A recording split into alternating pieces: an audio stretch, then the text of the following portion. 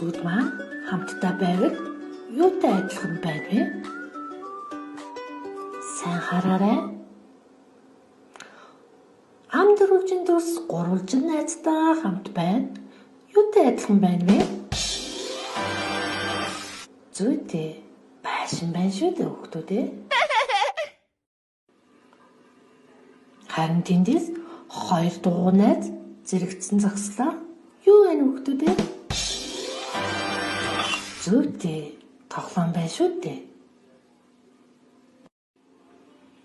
100 найз нь гурвалжин найзтайгаа хамт байна.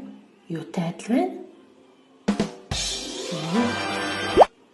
Загас байна. Одоо жаа өндрүүлье.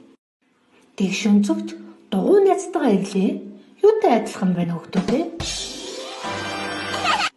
Зүйтэй кактус цэцэг байна шүү дээ. 3 гурвалжин найз давхарлаг зогслоо. Юутай адил байна? Тийм ээ. Гойхон газвартай адил байна. Хүүхдүүд ээ, хоёр дугуй гурвалжин найзтайгаа хамт юутай адилхан харагдаж байна? Тийм ээ. Цасан хүн харагдаж байна. 100 дугуй дүрс маань хоёр гурвалжин найзтайгаа ирлээ. Юутай адил байна?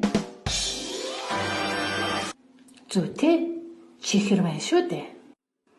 Хүүхдүүд та нар геометрийн дүрсүүд болон тэдгээртэй төстөө эд зүйлсийг нэрлэж мөн эдгээр дүрсээр төр бүрийн эд зүйл хийж сурлаа. Гэр бүлийнхэнтэйгээ энэ хөгжилтэй тоглоомыг тоглоорой.